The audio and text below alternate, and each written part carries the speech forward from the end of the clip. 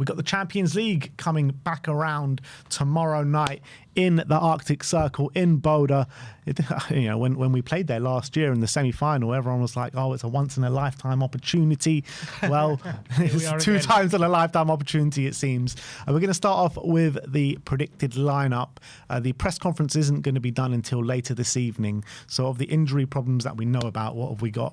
So, positive news: Davis, Takai, and Basuma all back fit and training, although Takai and Basuma aren't available tonight due to registration. Ben Davis, though, back available, so whether he'll be rotated back in is really good. Moani and Solanke still missing. I don't know what is going on with Moani. Last week, dead leg in training. Pape Matasar gave him a dead leg. So he missed the Doncaster game. We're like, okay, fine, it's a dead leg, he'll get over it in a few days. I mean, I used to get a dead leg in the playground. I played the rest of the game, but apparently footballers' dead legs are a bit more serious. Maybe it's not the dead leg I'm thinking about, but he then missed the weekend, and now he's missing again. So what? I mean, is it a dead leg? Is it something more serious? I don't know, but he's still missing. I mean, surely it's got to be something more serious, because if he's out for this long with just a dead leg, I know, it can't be just a dead leg, surely. It's the third game he's missing, which I'm assuming he's missing. It's very peculiar. Let's hope he's back as soon as possible. Solanke seems as though apparently felt more pain in his ankle, so that's really not good news. Let's hope he can get again. Solanke barely had an injury before he joined Spurs, and it's been non-stop. Yeah, it's really frustrating for Solanke as well. Every press conference, Frank is saying it's nothing serious and he'll be back soon. But then every training session he seems to be missing. He was back on the grass a week ago, and he seems to be out of training again. So that's a problem that seems to be not going away. Dragoshin, hopefully, I reckon after the next international break, he might be available. You reckon? Because he's been back in training now for a few weeks. So Frank said he's a few weeks away. That could lead to back after an international break. Maybe we'll start to see him. Don't know what state he's going to be in, though, when he gets back fit and even gets on the pitch, because, ACLs, it can take you a long, long time to get back to proper full fitness. We saw Rodrigo Bentancur. I mean, look at Rodri right now. Rodri's a bit of a shadow of the player that he was pre-ACL, when he got the Ballon d'Or and everything like that. So I'm not saying Rodri's, he's not a bad player right now, but he's just not at that levels as he was beforehand. So I think ACLs, we still got to be very patient with him. Yeah, but I'm just feeling potentially after the next international break, maybe we'll start to see him get reintroduced. But I don't know if he's going to be available for this one. Obviously, Kulusevski, Madison, still long-term injuries. Not going to see them for a while. Maybe, although Frank did say Decky, hopefully before the end of the year, which is positive. But so still a lot of problems injury-wise. But hopefully, maybe we'll start to see Takai soon. I hope so. But not tomorrow. Yeah, shame we didn't get a kind draw in the Carabao Cup. Otherwise, Takai could have been used in that game. But I doubt he's going to throw him in the deep end at Newcastle away. No. So, look, let's make a stab at this predicted lineup. 4-3-3 as per usual. Obviously in goal, I'm guessing it'll be Vicario. Well, we're guessing, but last couple of games, is there question marks about him? Didn't cover himself in much glory against Brighton, I felt, anyway, with that goal that we conceded. Yeah. And then yesterday, Wolves on the weekend, didn't cover himself in much glory with that one as well. It's true. A lot of people calling for Kinski. I don't think he drops him, though. I agree with you. But is there a conversation to be had? I think if Vicario keeps putting in these performances, yes. As of now, he's still our number one, and I want to keep it that way. I mean, look, I think a lot of people do kind of focus a lot on the mistakes that he makes, which is fair enough, but he does save us a lot as well, Vicario. So, you get the positives and you get the negatives with Vic. And against Wolves, I was actually quite happy with the way he was playing out the back in the first half. And in the second half, it just completely went to shit, didn't it? I don't know what happened to him in the second half, but he kept panicking, he kept kicking the ball out of play. It was just so frustrating. And yeah, a goal against Brighton and the goal against Wolves, he was definitely culpable for. But yeah, for now, I think he still stays as our number one, though. Yeah, it's only been a couple of games. I think before that Brighton game, you could say he barely put a foot wrong so far this season. So I think he retains his place. I don't think there's a real question yet. But as you say, if he continues to make these mistakes, I think Kinski's got to get a shout, because against Doncaster he played really well. Yeah. So for the four at the back, at right back, Porro obviously got rested in the last game against Wolves, so I'm assuming he just comes straight back in. And he's going to be an important player. Obviously, when we played Bodo last year, he was brilliant, wasn't he? Yeah. Got a goal, and I think he's a very important player for us. I think we missed him against Wolves, just that ability to... that passing ability from the back, then build up. I think Spence did all right in the first half, but I still think we missed that ability from Porro. Yeah, it's not at the same level as what Porro can do, unfortunately. And, you know, I think every time he doesn't play, you do feel it in terms of our chance creation and just progressing the ball up the pitch. So Porro right back. Left back is interesting. Spence against Destiny Udogie. I kind of feel like he will go with Destiny. I feel Destiny's playing better at the moment. Although, obviously, they both started on the weekend. Midweek, Destiny didn't play, did he? It was Spence and Porro against Doncaster. Destiny came on, yeah. Destiny came on. Yeah, I feel Destiny... Spence has played every game, hasn't he? Spence has played every game. Yeah, he hasn't been rested, has he? No, so I think it's time for Spence to have a rest. Yeah, so I think Destiny comes in left back. And I thought he was very good for large parts of the Wolves game again. Yeah. Centre-backs, I think it will be just a classic. Cuti Romero, Mickey van der Ven. I think both of them are just having fantastic seasons so far. I was saying this to Daigle in the ground on the weekend. It's like Romero barely gets the plaudits that he deserves this season because of how good Mickey van der Ven is actually playing. I think Mickey's probably been close to our best player so far this season. You're seeing a different side to his game this year than you saw last year. And I think it's kind of overshadowing how good Cuti Romero actually has been. That's interesting. I would say I thought Romero's been our best centre back. Well, look, I think they've both been brilliant. I think that's the headline.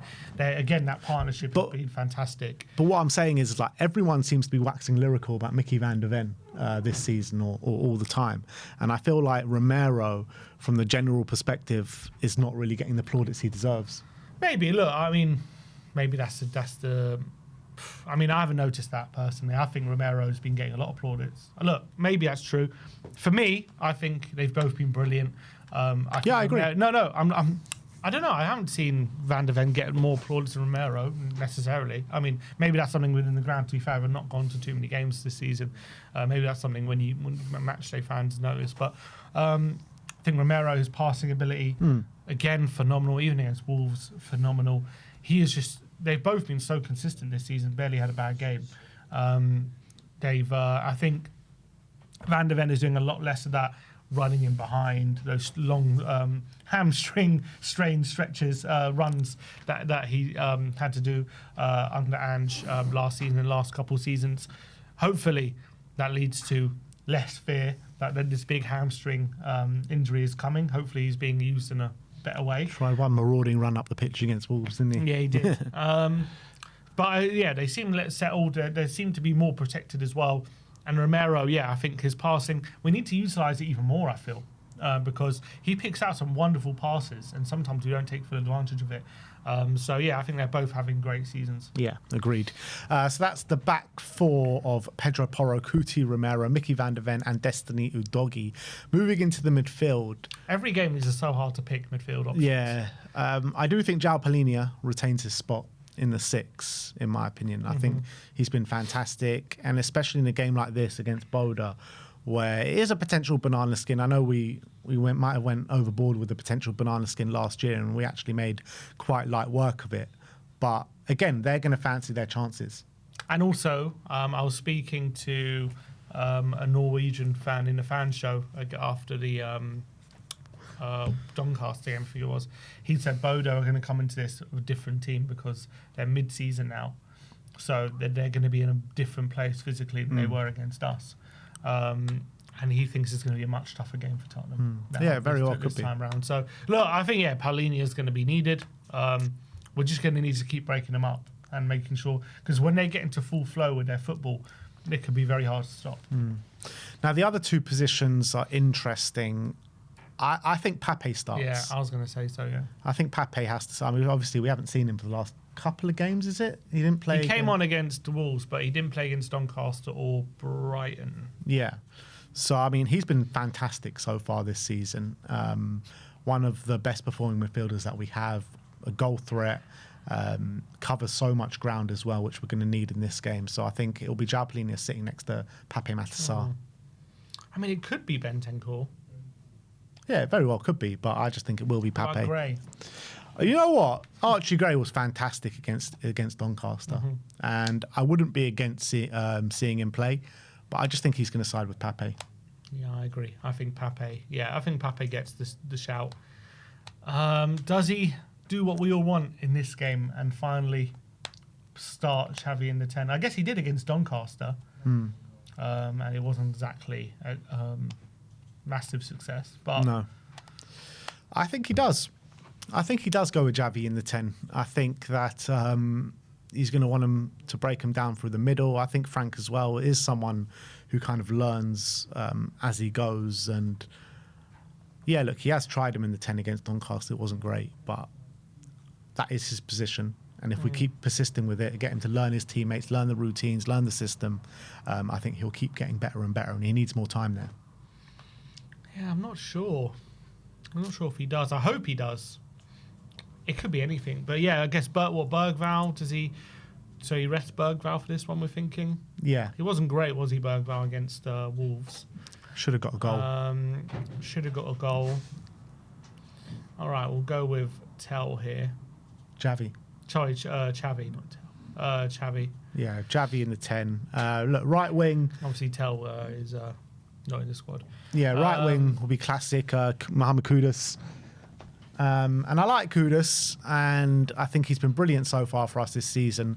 But again, my only kind of gripe with him is that he's not getting too many goals or too many opportunities to score goals. I thought Wolves was one of his. I mean, first half, that was probably the best we've ever seen him, I would say. Yeah, and he's playing fantastic. Don't get me wrong. That second half against Brighton as well, I thought he ripped that fullback to shreds. And you know, he is getting better, in my opinion, and he's a fantastic signing for us. But I just want to see him be more of a goal threat. And I guess we did see that a little bit against Wolves. That little interchange between him and Bergvall for the offside goal was fantastic. Yeah, then hit the bar as well. Yeah. He had that shot, which led to Paulinho nearly getting a penalty. So he was much more looking to score goals in that game. Yeah. So look, Kudus definitely on the right wing, the left wing. So we're basically deciding between Johnson and Odebear, I'm guessing. Yeah, Johnson, Odebear. Yeah, pretty much the only two options, isn't it? I think he might go for Johnson, you know. I know, but I don't want him to. It was interesting though against Wolves. He brought Johnson on, then moved Kudus over to the left and put him on the right, because I thought Johnson against Doncaster on the right looked a lot better. Yeah, he than did. He has done. He was actually taking on his man. Yeah, he actually looked quite good, but then again, now he's Doncaster. Didn't really work as well when he put Johnson right, Kudus left. I didn't like that. I didn't like the link up between Kudus and a doggy. I don't think it would make sense. It doesn't really work. So they both like to do similar things when they get in that position on the wide area. I would be fine with having Odebear there. Like, I know Odebear hasn't really like pulled up any trees since being in the team, but at least on the left he asks a question and likes to take on his man. It's what he does after that, I think, which is a bit of a problem. What I like he does compared to Johnson is he'll link with a doggy and he'll play that little pass in behind to get it to free a doggy, and a doggy becomes more dangerous when Odebear's there rather than Johnson. You know what I mean? Yeah. I think his general play, keeping the ball and just interchanging with other players, even if he's not himself, you know, creating chances or getting shots on and stuff. Yeah, I want to see more from that. But in terms of general play, like Johnson will just get the ball and lose it or go backwards and it won't be dangerous. Whereas at least Odebear, he'll get the ball, he'll protect it a bit, and he'll find those little passes to a doggy to free him. Whereas Johnson won't do that, or he'll fail at doing it when he pass him behind. So those little things which won't get the praise, but at least it's a lot different to Johnson. Yeah, but then on the flip side of that, Brennan, you know, you went back against him to pop up with a goal. It's also true. He's more likely to get a goal out of nothing. So, I mean, Odebear, we haven't seen that trait in him, have we? So, it's a difficult one. I just got a feeling because Odebear's, you know, had a bit of game time over the last couple of weeks, hasn't really made the shirt his own, I think it'll be Johnson. All right, let's go Johnson. I reckon I can see a 60-minute sub for him. Yeah, very well could be. But then up front is the only fit striker in this squad, and that is going to be Richarlison, albeit we do have Dane Scarlett. Exactly, we do have Dane. He's on the bench. Dane Scarlett didn't even get a minute against Doncaster, did he? Didn't. No. And I think if Frank has him in his plans whatsoever, he would at least have seen like 10, 15 minutes against Doncaster, surely. Yeah, he would have thought. He was on the bench as well against Wolves, but didn't come on again. It's going to have to be Rishi, isn't it? But you just got to be a bit careful with him because we know his injury problems and overworking can be a bit of an issue. Obviously he played 90, didn't he, against Wolves? It's a quick turnaround. I thought he was pretty poor against Wolves as well, to be fair. But would you consider Johnson in the 9 and Odebear out left? Yeah, I'll consider it. I mean, I don't think I'd do it. I'll probably side with Richie still, but I think it's something. I mean, we haven't seen any evidence that he would play Johnson up front, even though that's something that fans kind of suggest. But he has played in the 9 against for Wales, but it's normally in like a 2 up top as opposed to a 1. Yeah, I'm saying Frank hasn't utilised him there yet. But maybe he could spring a surprise. I don't think he will, though. I think he will go. Yeah, I think he will go Richie. I don't know. I don't see Brennan particularly faring well in this kind of game, I don't think. The only reason I'm saying it is because, Frank has obviously said before that he needs to be careful with Richarlison and his minutes. Mm-hmm. And because he seems to be playing every minute at this moment in time, because of the injuries that we have, like, how is he going to be careful with him? Yeah. Yeah, at the moment, Moani and Solanke both being out is very frustrating. Yeah. Very frustrating from that point of view. Obviously, Tell has been taking those minutes, but he can't play in this game. So maybe it's a case of Rishi plays and maybe Tell starts off on the weekend, which he did against West Ham. Yeah, maybe. Maybe. But look, I think Richarlison. We'll go for Richarlison up top. And this is the predicted lineup going into the game in the Arctic Circle tomorrow night. Vicario in goal, Doggy and Porro at fullback, Romero and Van de Ven at centre-back, Pape Matasar with João Palhinha and Javi Simmons in the midfield, Brennan Johnson on the left, Mohamed Kudus up top, and Mohamed Kudus on the right, and Richarlison up top. So that is our predicted lineup going into the game tomorrow night.